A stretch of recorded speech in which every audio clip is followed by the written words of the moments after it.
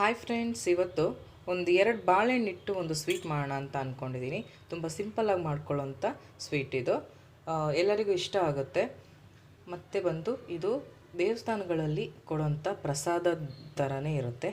Same ಅಷ್ಟು ಚೆನ್ನಾಗಿ ಇದು ರುಚಿಯಾಗಿರುತ್ತೆ. ಮಕ್ಕಳಿಗೆ, ಸಣ್ಣ ಮಕ್ಕಳಿಗೆ, 1.5 ವರ್ಷದ ಮೇಲಿರೋ ಮಕ್ಕಳಿಗೆ ಇದನ್ನು ಕೊಡ್ಬೋದು. ತುಂಬ ಚೆನ್ನಾಗಿರುತ್ತೆ. ಅದನ್ನ ಹೇಗೆ ಮಾಡಿದೆ, ಬೇಕಾಗಿರೋ ಇಂಗ್ರೀಡಿಯೆಂಟ್ಸು ನೋಡೋಣ ಬನ್ನಿ. ಬಾಳೆಹಣ್ಣಿನ ಒಂದು ಸ್ವೀಟ್ ಮಾಡಲಿಕ್ಕೆ ಬೇಕಾಗಿರೋ ಇಂಗ್ರೀಡಿಯೆಂಟ್ಸ್ ಹೇಳ್ತೀನಿ. 2 ಪಚ್ಚ ಬಾಳೆಹಣ್ಣು ತೊಗೊಂಡಿದ್ದೀನಿ. ನಿಮಗೆ ಯಾವ ಬಾಳೆಹಣ್ಣು ಅವೈಲಬಲ್ ಇದೆಯೋ ನೀವು ಅದನ್ನು ತೊಗೋಬೋದು. ನಾನೊಂದು 2 ತೊಗೊಂಡಿದ್ದೀನಿ. ಒಂದು ಏಲಕ್ಕಿನ ಸಣ್ಣದಾಗಿ ಪುಡಿ ಮಾಡಿ ಇಟ್ಕೊಂಡಿದ್ದೀನಿ. 1 ಕಪ್ ಆಗಷ್ಟು, 1 ಲೋಟ ಆಗಷ್ಟು ಹಸಿ ಹಾಲನ್ನ ತೊಗೊಂಡಿದ್ದೀನಿ. ಜೇನುತುಪ್ಪ 1 ಸ್ಪೂನ್ ಆಗಷ್ಟು ಬೇಕು. ಒಂದು ಅರ್ಧ ಸ್ಪೂನ್ ಆಗಷ್ಟು ಸಕ್ಕರೆ ಬೇಕು. 1/4 ಸ್ಪೂನ್ ಆಗಷ್ಟು ತುಪ್ಪ ಬೇಕು. ಇಷ್ಟೇ ಬೇಕಾಗಿರೋ ಇಂಗ್ರೀಡಿಯೆಂಟ್ಸು. ತುಂಬ ಚೆನ್ನಾಗಿರುತ್ತೆ. ಇದನ್ನ ಹೇಗೆ ಮಾಡ್ತೀನಿ ನೋಡೋಣ ಬನ್ನಿ. ಈ ಥರ ಕಲಸೋ ರೀತಿ ಒಂದು ಬೌಲ್ ಥರ ದೊಡ್ಡದೊಂದು ಬೌಲ್ ತಗೊಳ್ಳಿ. ಮೊದಲು ಬಾಳೆ ಹಣ್ಣನ್ನ ಚೆನ್ನಾಗಿ ಚಿಪ್ಪೆಲ್ಲ ತೆಗೆದುಬಿಟ್ಟು ನೋಡಿ, ಈಗ ಇದನ್ನು ಸಣ್ಣದಾಗಿ ಹೆಚ್ಕೋಬೇಕು. ಸಣ್ಣ ಮಕ್ಕಳಿಗೆ ಕೊಡಬೇಕು. ಇದನ್ನು ಚೆನ್ನಾಗಿರುತ್ತೆ. ಮಕ್ಕಳು 1.5 ವರ್ಷ ಆದಮೇಲೆ ಈ ಥರ ತಿನ್ನಿಸ್ತಾರೆ. ನನ್ನ ಮಗಳಿಗೂ ನಾನು ತಿನ್ನಿಸಿದ್ದೆ. ಚೆನ್ನಾಗಿ ಹಣ್ಣಾಗಿರೋಂಥ ಬಾಳೆಹಣ್ಣು ನೋಡಿ ತಗೊಳ್ಳಿ. ನಾನು 2 ಬಾಳೆಹಣ್ಣು ಹಾಕ್ತಾಯಿದ್ದೀನಿ. ಮಕ್ಕಳಿನ ಆಸೆಪಟ್ಟು ತಿಂತಾರೆ. ಯಾಕಂದರೆ ಸ್ವೀಟ್ ಆಗಿರೋದ್ರಿಂದ ಬಾಳೆಹಣ್ಣು ಅಂತಲೂ ಅಷ್ಟು ಇದು ಮಾಡೋಲ್ಲ, ಅಷ್ಟು ಚೆನ್ನಾಗಿ ಇಷ್ಟಪಟ್ಟು ತಿಂತಾರೆ.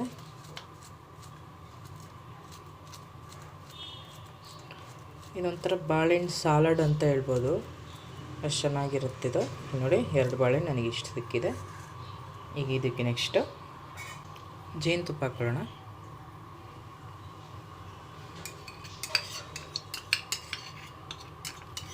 ಇದನ್ನು ನೀವು ದೇವಸ್ಥಾನಕ್ಕೆಲ್ಲಾದರೂ ಹೋದಾಗ ಪ್ರಸಾದ ರೀತಿಯಾಗಿ ಕೂಡ ಮಾಡ್ಕೊಂಡು ಹೋಗ್ಬೋದು. ಚೆನ್ನಾಗಿರುತ್ತೆ. ಸಕ್ಕರೆ, ನಂತರ ತುಪ್ಪ ಹಾಕಿದರೆ ಒಂಥರ ಚೆನ್ನಾಗಿರುತ್ತೆ ಟೇಸ್ಟು. ಅದಕ್ಕೋಸ್ಕರ ಹಾಕ್ತಿದ್ದೀನಿ. ನಂತರ ಏಲಕ್ಕಿ.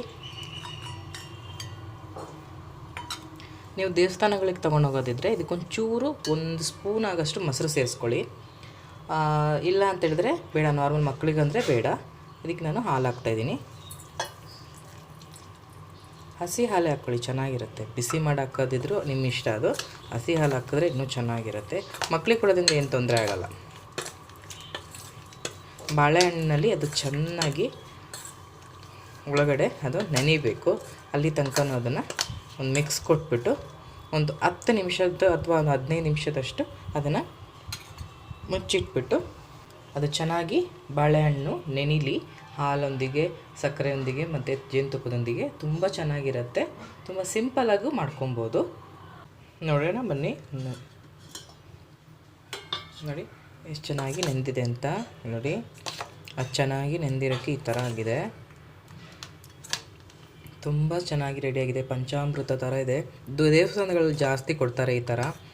ದೇವಸ್ಥಾನದಲ್ಲಿ ಕೊಡೋದ್ರಲ್ಲಿ ಮೊಸರು ಹಾಕ್ತಾರೆ ಅಂತ ಅಂದ್ಕೊತೀನಿ.